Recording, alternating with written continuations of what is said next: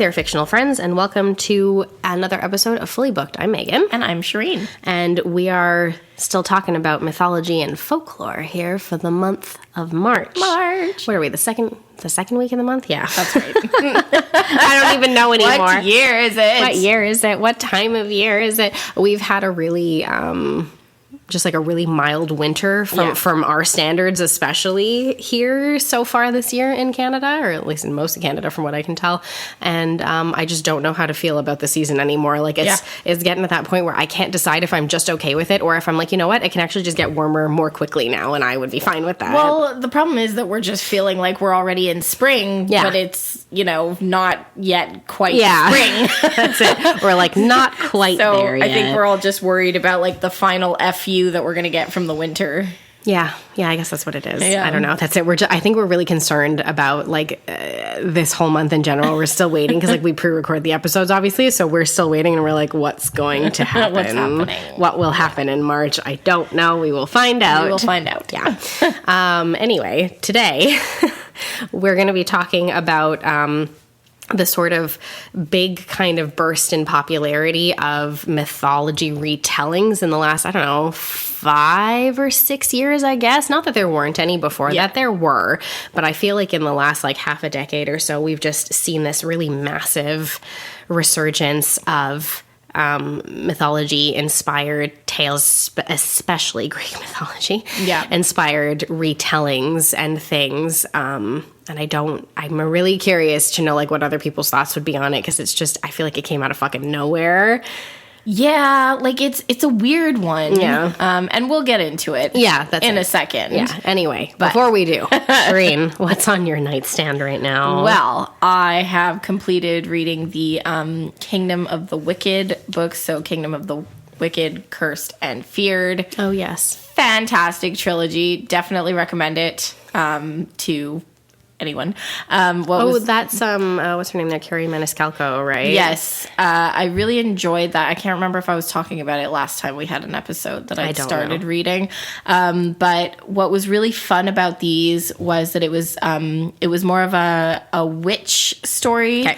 But it ended up actually, in a way, kind of fitting into what we're talking about here, because it starts off and you think that it's about a witch, and there are witches involved. Yeah. You find out, like, as the story progresses, that she is not who she seems to be, and there's the princes from the 7 circles of hell who are in this.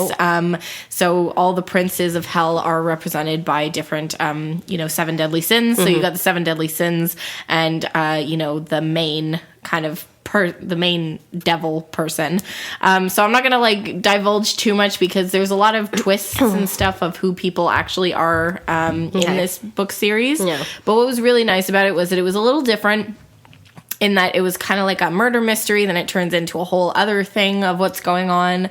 And then you get kind of into the underworld. You get to see a lot of like people, like characters from like, the Bible or whatever. Okay. And it's also taking place in Italy.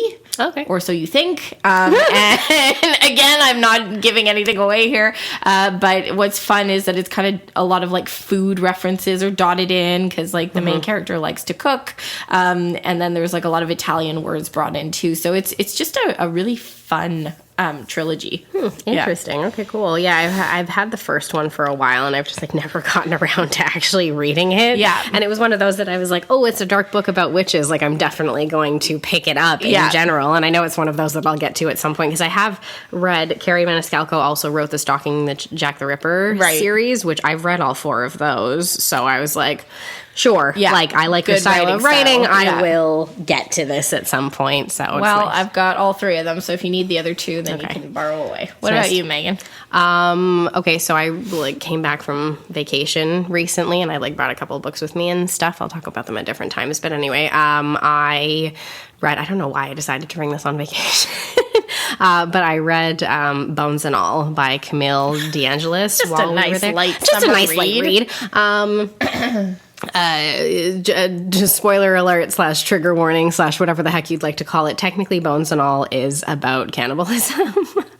Not in the way that you think it's going to be. And I wouldn't say that there are extremely graphic depictions of anything throughout the course of the story. Because yes, it's a consequence of certain things, but it's not completely the point of the story. A lot more of it is to do with the idea of not having your own identity and abandonment and like one's own like personal history and kind of a lot of like, and like a found family and like a lot of what comes along with that. So it's like, yes, the cannibalism is like a metaphor to a degree, but it's not the thing of just like, I'm a gross, disgusting cannibal and that's the book kind of thing. There's more to it. It's weird because you're like, I don't know how I feel about the book. Like, it was well written. It was really interesting to read. I don't know how I feel about it. I finished it and I was like, oh, okay.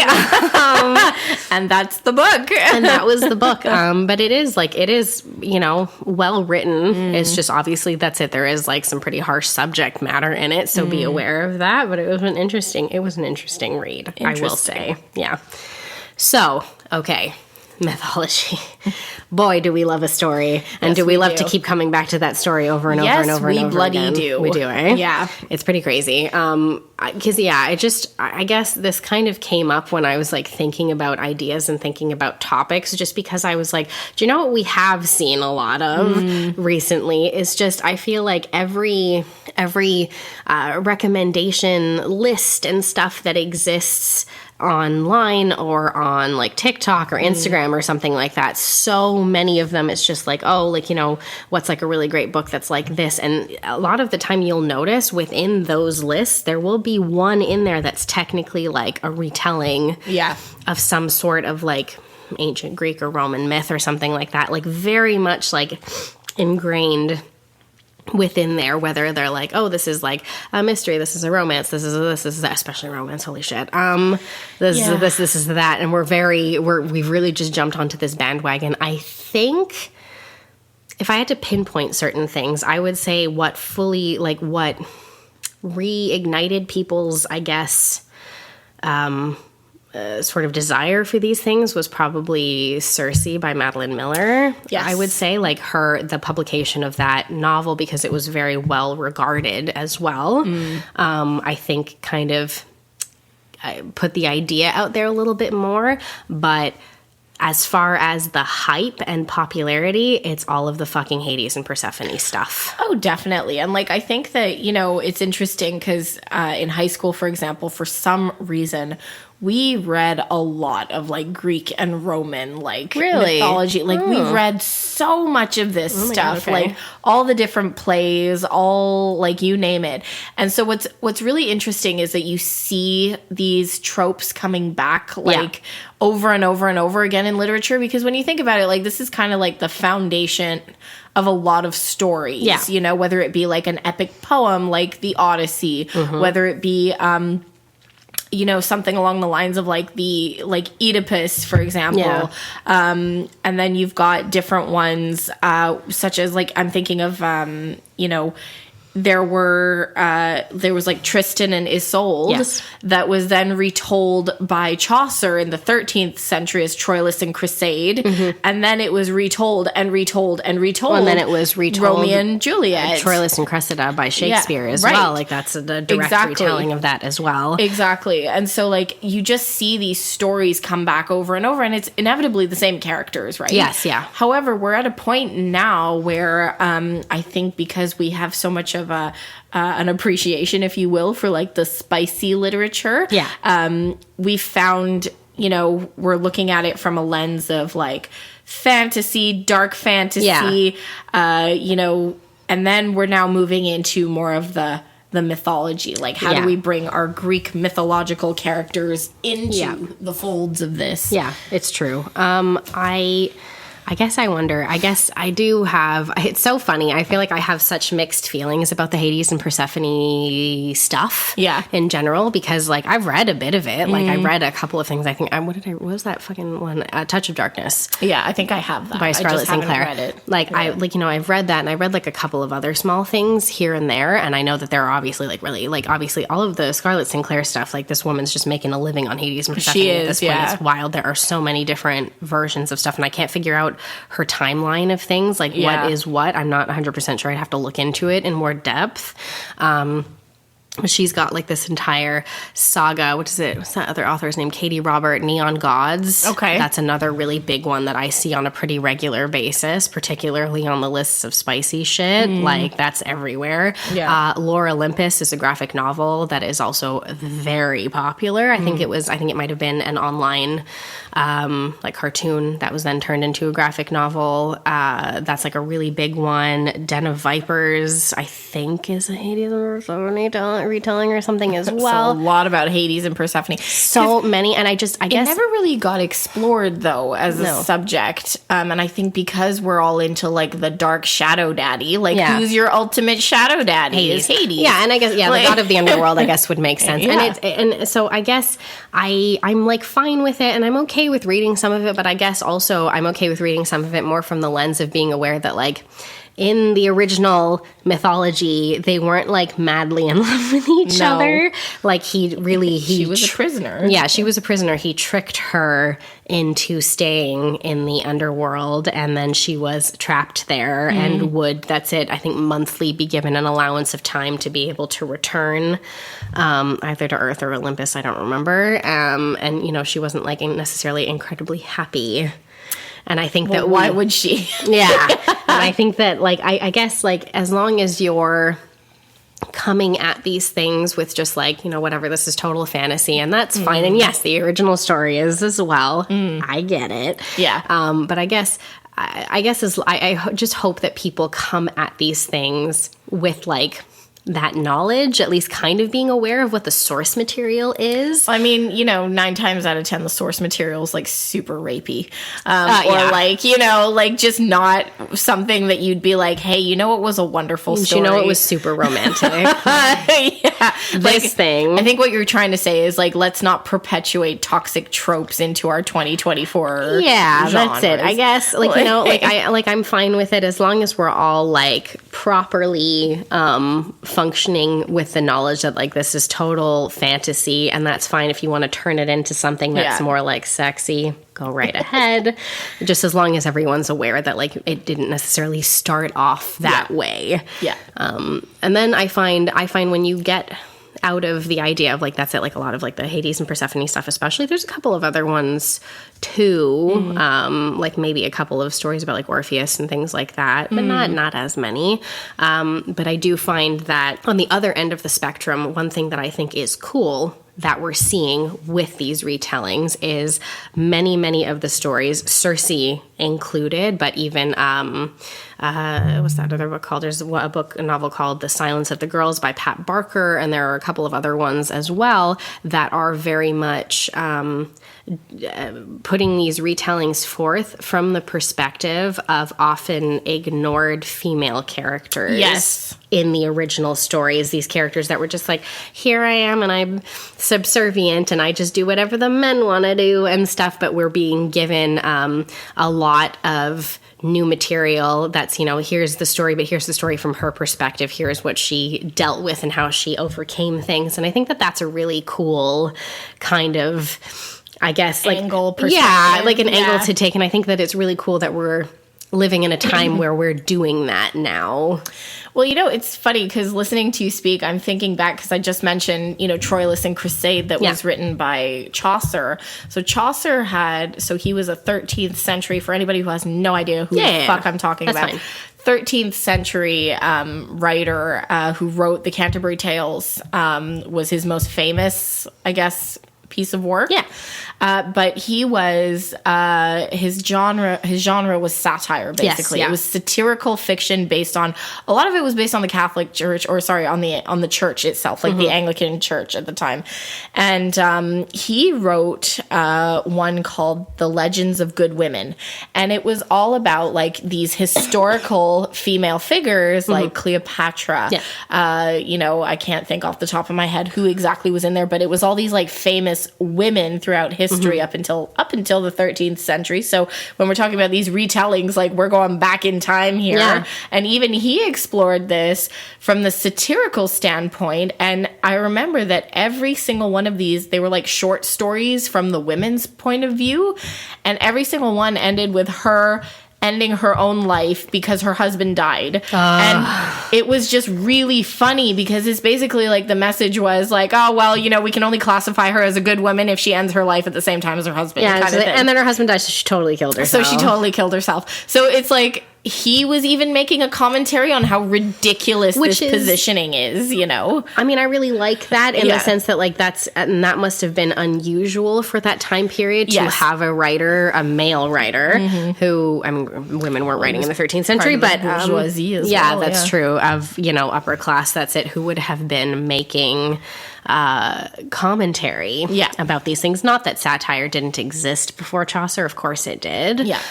However, just the idea of someone pointing out particularly things to do with gender inequality at that time. Yes. And so what's always interesting is like, reading from that lens and then looking at now these new retellings and your point about like we're bringing like the woman's perspective into light on where she would fit in all this. Yeah. And I do appreciate that we're trying to give her more of a stronger voice in all this, Yeah, I really like, and I know Margaret Atwood has a book called, Penelope? Okay. Which is about Penelope, who's Odysseus's wife, who was left by him when he left Ithaca to go and fight in the Trojan War, and he was gone for a total of 20 years. Yes. And during that time, that's it, she had, she thought that he was dead, and she had suitors and everything like that, and of course in like the Odyssey and things like that, she's portrayed as like very subservient. Oh no, I was just waiting for you. But obviously Margaret Atwood, being the type of author that she is as well, really takes something again and flips it to the woman's perspective in terms of like what she would have had to endure and fight on her own as well, having been stuck there by herself and not really necessarily being in that much power when she was there on her own without him.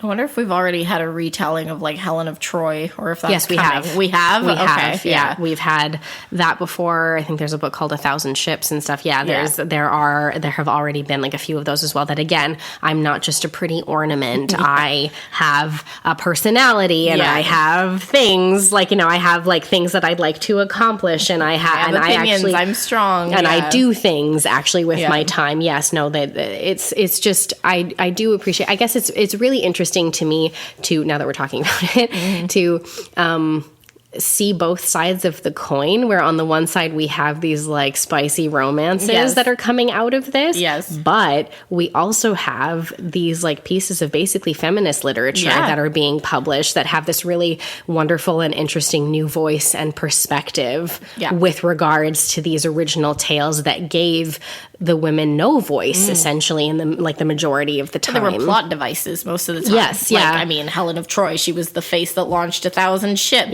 they were just plot devices. And now, to your point, to go back in and explore like who they actually were and the part that they played in these stories is like a really interesting new spin. Because I mean, I find like of what I've read of the original stories, like older texts, like the only time I can ever think of something where I feel like the woman was really, even though she's not taken seriously at all, like one of the only ones I can think of off the top of my head where she was like, the woman was at the real center of the story was probably like Antigone. Oh, yes, I read that too. You know, something along those lines, because she's trying to like forewarn of impending doom and things. And of course she's ignored to her. Like that's the whole point. So the whole point of Antigone is to demonstrate how women did not have a voice, and how like even if they knew what they were talking about and they were right, well, she's just a woman. So. It doesn't matter. Like, why would I listen to her anyway? And there was another one too, like Cassandra. She was another like prophet basically as well, who was always, ignored with regards to anything that she was saying and stuff. Which is like a hilarious, like, commentary in itself, right? Like even way back when they were writing plays and stuff, to demonstrate how little women had a voice, like obviously,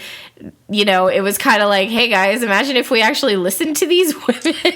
You know, like, oh here's boy, a thought, you know. Yeah, that's it. And I know that also we've also seen have also been, I believe 1 or 2 more modern retellings from the perspective of like a character like Medusa, who obviously is vilified, greatly vilified in original texts and things like that. So that's an interesting kind of perspective to have as well, is like someone, you know, somebody who is like a villain, quote unquote, you know, and I'm like, well, okay, why can't you make something from their perspective? We're doing it with fucking Hades all the time, and he's supposed to be an asshole. Well, that's, like, if we can make concessions for, like, look at how many retellings we've had of like Hades or the devil, because Hades is essentially the devil, right? Pretty like, much, yeah. And so it's like, look at like Lucifer and like all these like shows and everything that have explored the devil's perspective. Yeah. And they always make him seem a lot more like nuanced. He's more of a gray character. Yes. Than you know, we originally believe. And so it's like, why would we not have a Medusa's female version of like that? Yeah, a gray version exactly. of that. Like, why would she not be able to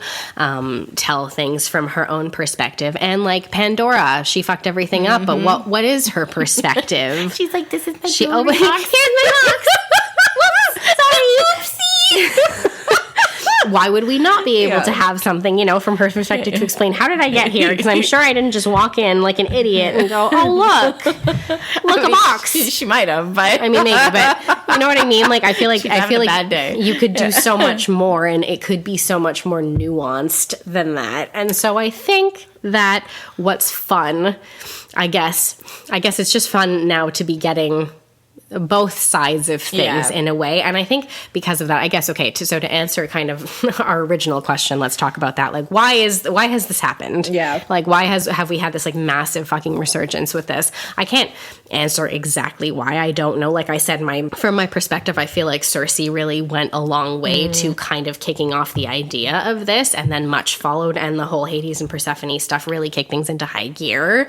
But I do think that at the end of the day, it's interesting to, you know, we love all these modern stories now, but it's so interesting to look back on these original myths that they're all based on, and just see, you're like, God, people knew what they were doing back then. Like, the entertainment value really never left, did it? Because we're still thousands of years later able to create these new works that people are still really, really interested and invested in, and these stories that they're still really captivated by. Well, I mean, it's also, I think, from a familiarity standpoint, like, think about it. If you're a writer and you're trying to create like a brand new character that you're not going to know is going to hit the mark or not, you could just go dive in and be like, hey, let's get Satan in here. Yeah. You know, like, something that people recognize. Yeah. And then you can like give them more nuance and explore their character more. Like, from a creativity standpoint, it gives you a little bit of like a boost. Yeah. But I think it's really cool. Like, what I really appreciate in a lot of these, you know, discussions that we've had where we've talked about like the evolution of these genres and like where we are right now. One thing I will say is that it really seems that people are a lot more invested in books right now than they have been, maybe even like if we look back 10 years ago, you know, what was the attitude in like pop culture around books versus now. Like, I'm really loving that we're seeing like resurgence of like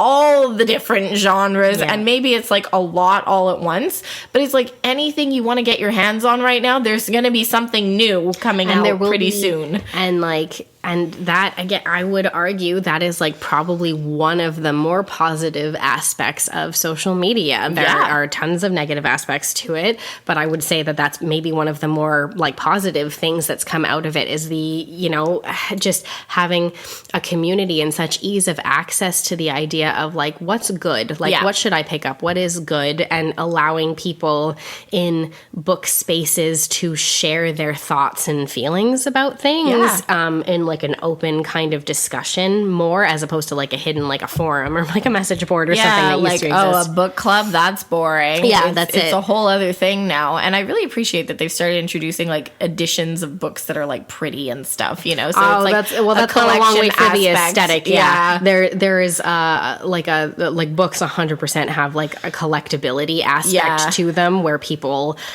simply, that's it, go looking for them based on, here are the special edition covers, here's this, here's that, and you're like, boy, wow, we've come a long way. We've really made this into like, this is no longer just a question of like, I collect shoes, I collect bags and stuff like that. No, you can 100% collect books and build up quite a library for yourself. Yeah. And, obviously, yes, that comes from part of it comes from like, the aesthetic of like a beautiful like book case that's like really well organized, and like how aesthetically pleasing it is to see all these like nice things on like displayed on a bookcase, which yes, is a little bit silly, obviously. But at the same time, if doing that to a degree is helping authors and people who are putting their work out there, be celebrated and be purchased and help these people make a living to continue to produce that content, then I don't really feel that bad about it. No. I personally am enjoying these like very pretty books. Yeah, that's it. I won't apologize for that. Sometimes the special edition is nice. So. Oh, very much so. Yeah. Anyway, how do you guys feel about this whole resurgence in mythology retellings? Like, have you read several of the books? Are you like super hooked? Do you fucking hate them? I don't know.